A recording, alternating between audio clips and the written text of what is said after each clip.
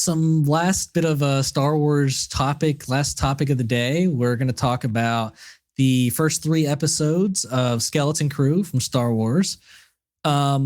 This was a very pleasant surprise for me, I have to say. Like, incredibly charming show, and like the group of kids, incredibly charming. I like the dynamics. Goonies in Space. I mean, yeah, that's pretty much what it is. And I was, from the trailers, I wasn't like thrilled that there was going to be this like very Earth-like planet, but there's some big key differences there that like I'm very happy with. I will say it is quite jarring at times having this like suburban neighborhood, like the kids on their bikes sort of like going taking around the bus. town. But granted, there's now this like mystery as to maybe why that is. Right. Which is like the best thing about the show right now, to be honest. Yeah. And so all of that then becomes like, it's really, I don't know. It's very cool. It's very cool that and so for context, it adds to it. Basically the planet they live on is called Ad-Aten. And when they, eventually, so if you haven't seen it, spoiler alert, but eventually when they go, fly out into the space past the barrier, they, and when they speak to people, no one knows, or everyone thinks that Ad-Aten is some tale. Like no one knows where it is. They think they called it like the Lost Treasure Planet, I think. Can't remember exactly what the term was. It was like the Republic's like the Republic had like 6 or 9 like jewel planets or something like that. They kept hidden, and like they're all gone now, but this is like the last one remaining. Right. And everyone thinks there's some like great treasure to be found in Ad-Aten.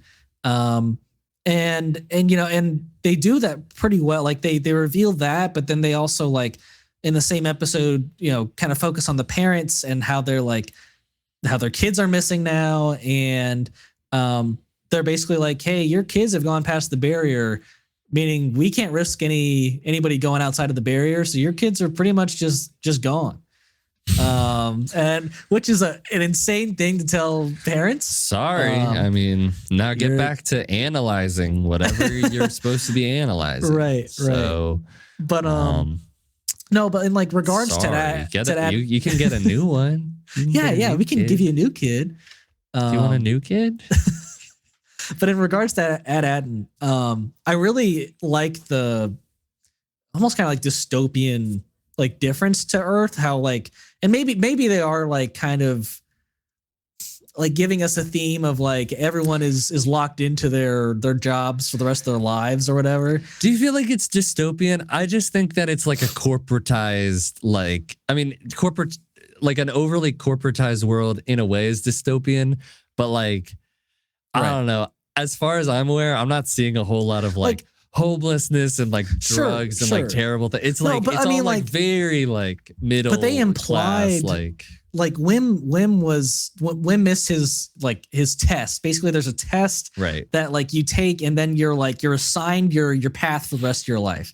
And so like he missed the day of his test, and like for some reason like you can fail this test. I don't know why.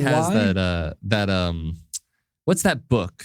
That we'd read in like middle school. The Giver. It's The Giver. Yeah. I mean, it's straight up like at 12 years old or whatever, like you're assigned your path, and then that's what you stay on for the rest of your life. And I think I love The Giver. I think it's a very cool concept. So like I'm down for that, but it is very like, whoa, there's something kind of fucked up here going on. And then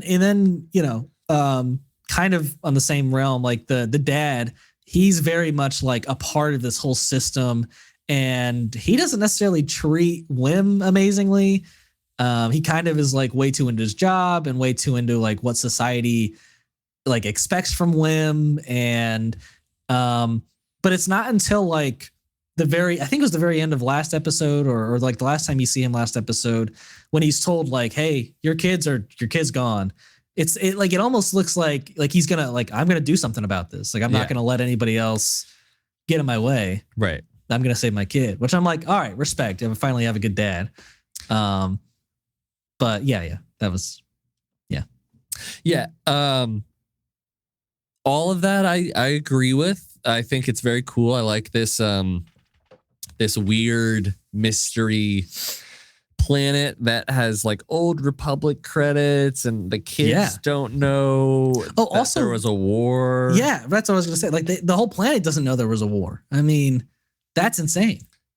I heard today that there was talk in some of the High Republic books about a great work. So maybe there's something tied back to like the High Republic in some way, because they keep saying like the great work. Right. You know, putting towards the great work. Interesting. And all of their parents are like analysts or of some kind. Yeah. So that's very interesting. Whose ship? Why is SM-33, or I guess SME, like why is who crash landed that ship? Did that ship did a pirate of some kind land on there and then cultivate this world in some way? I don't know. I think that would be cool to find out, but I wouldn't be surprised if we don't get an answer to that. I think there's have to. I just think there's other mysteries that are bigger that kind of trump it, you know? No.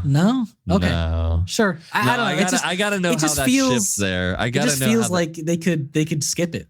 I don't know. Like I don't want them to skip it, but it just feels like that's something a show could skip. Maybe like a ship came through the barrier and they killed the pilot and they just buried the ship. They just kept the ship buried so nobody else could know about the outside world. Right. But you got to know. You can't be like whose ship. You got to know whose ship that is. No. Yeah, I agree. But I think, and then, you know, I think the kids. I really love all the kids. They have great chemistry. Agreed. You know, the Geordie LaForge girl, love her. Yeah, Fern and her friend BK. I can't remember. It's BK. It's something K.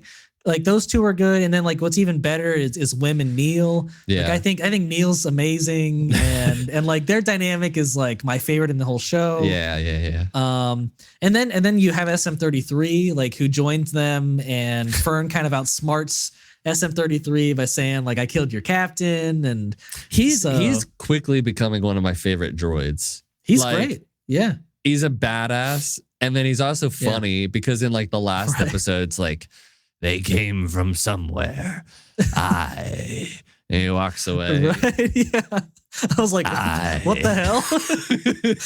I remember I was like, that was the most like random thing I have seen in a Star Wars show in quite some time. And I loved it. I loved it so much. He's great. And so what's great, I feel like, about this show is it's tying this like old mystery to kind of like the broader Star Wars universe. Yeah. But they also have this space adventure, coming of age, Goonies, right, and like Treasure Island, Treasure Planet sort of like pirate adventure show, which like you really don't need to like stray too much from the typical pirate adventure sort of story. Yeah. And like obviously to me, Jude Law, I don't think is a Jedi. Okay. Yeah, I'll give you that, but go on. But like, he's very much like a reluctant, caregiver of sorts, or like protector, or whatever you want to call it.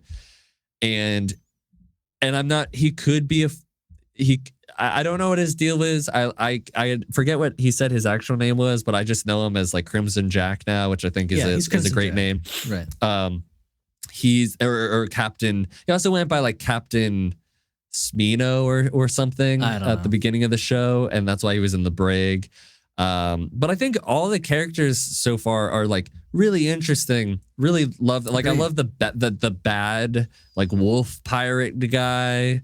Like he seems really intimidating and cool, and then Jude Law's character, he's been doing a great job. I love his dynamic with the kids. Like I love that Wim is like so trusting of this guy because he thinks he's a Jedi. And I love that Wim has a fascination with all the Jedi and Sith stuff. Like he was like on AT-AT and he's constantly on his tablet that like is showing him stories of all the Jedi and Sith. And I'd love to know what like those are actually saying if somebody has those at some point.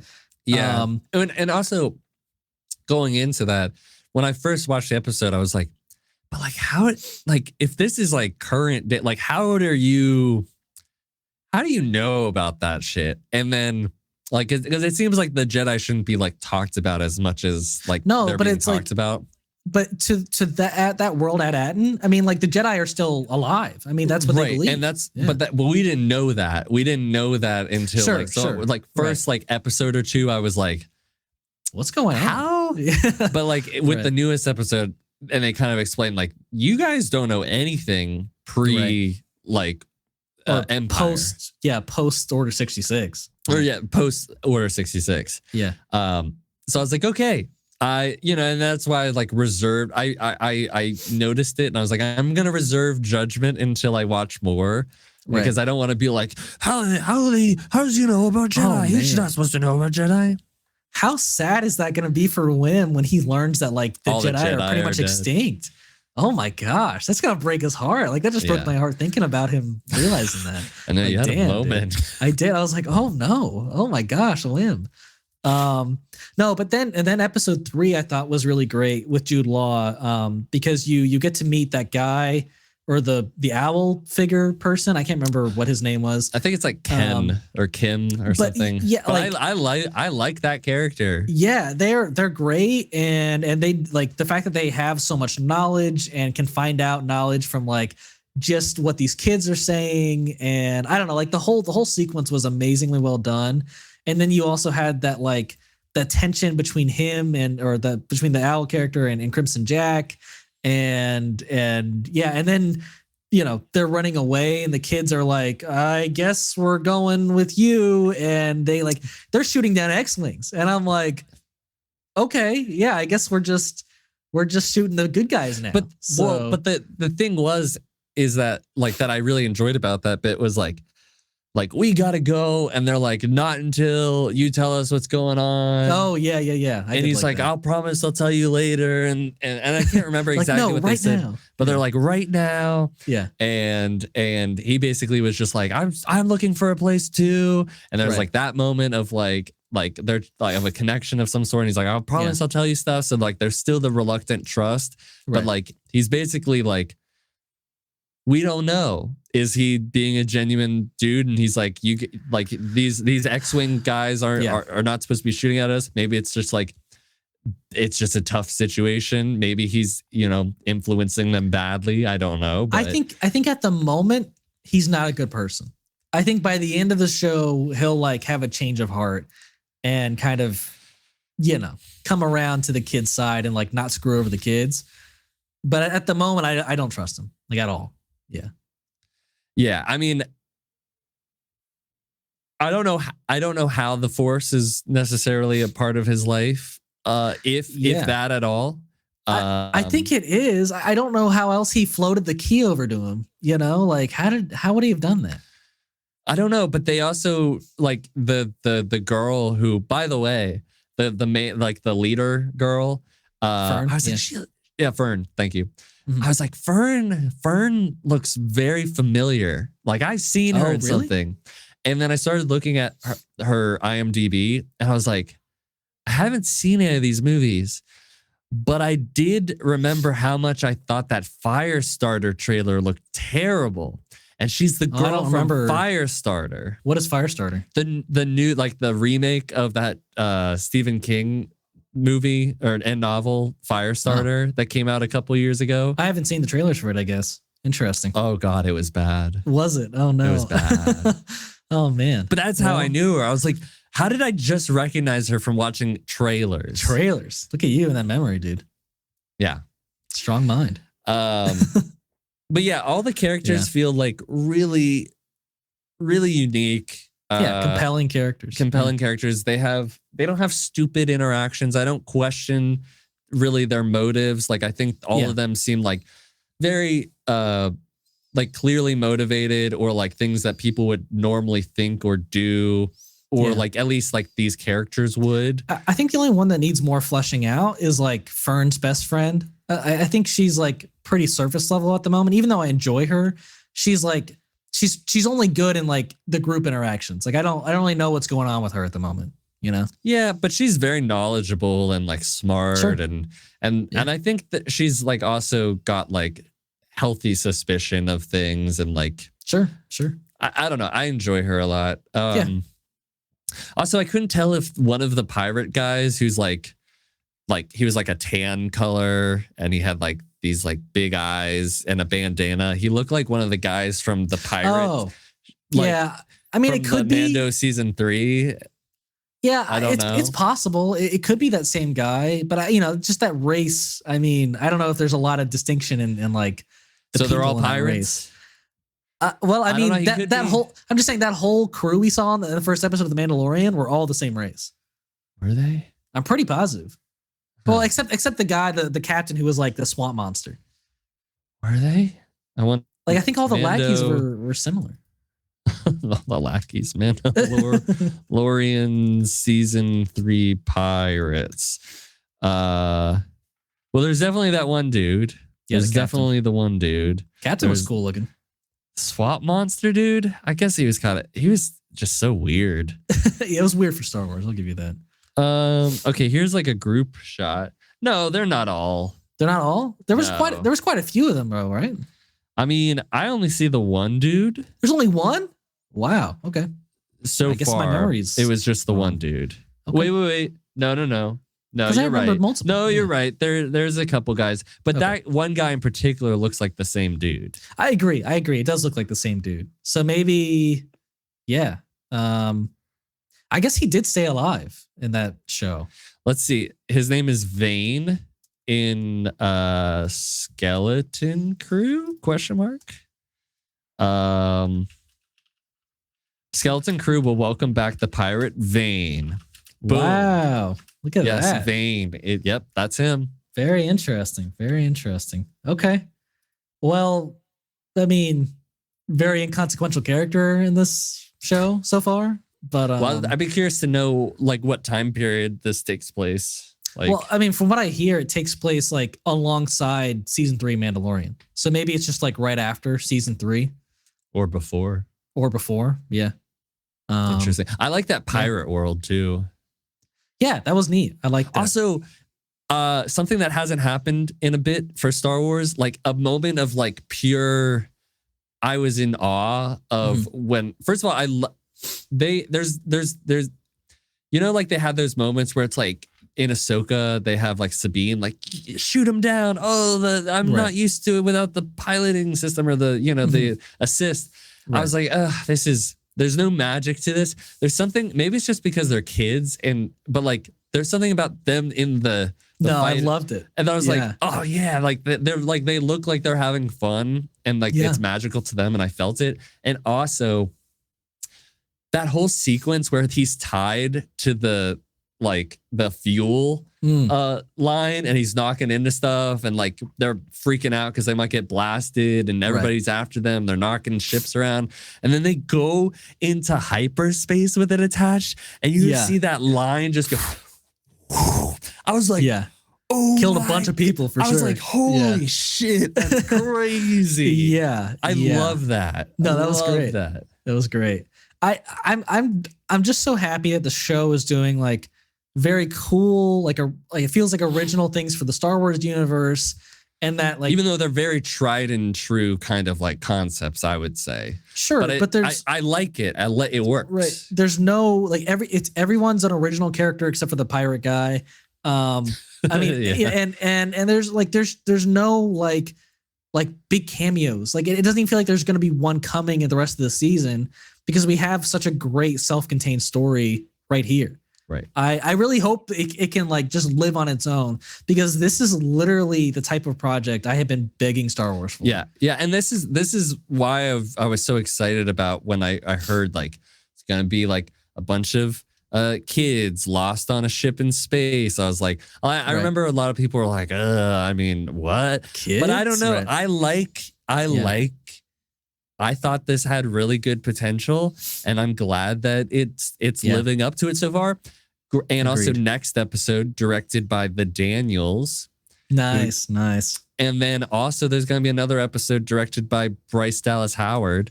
So she's done some amazing episodes. So I'm just very excited. Yeah, I mean, she probably did my favorite, at least the top 3 favorite Star Wars episode, which was that like Return of Mandalorian in the Boba Fett, like the first episode he's back. Oh right, yeah, that's a great one. So good, and she killed it. She killed it. Yeah. So I don't know who directed the first 3, but those were really good so far. David Lowery. Okay, he did all 3 of those. Not well. Let's see, Skeleton Crew director. Well, John Watts. And then David Lowery, which John Watts, who did he's the showrunner of the show. Yeah, but he did Spider-Man. So the first episode was John Watts, and then the 2 and 3 were David Lowery. Nice. Who David did Green Knight, and then he also did Peter Pan and Wendy, which I did not watch. Nice. But he also did A Ghost Story, which Hannah, my girlfriend, loves. And short films, television. I mean, not a ton of stuff, but yeah.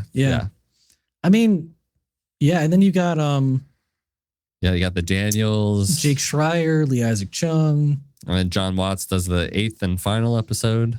Yeah. Good way to start and end it. Yeah. So 8 episodes. We got 5 more to go. And it's been a really fun ride so far. Yeah. Very, very nice surprise this December. Getting a really nice Star Wars show.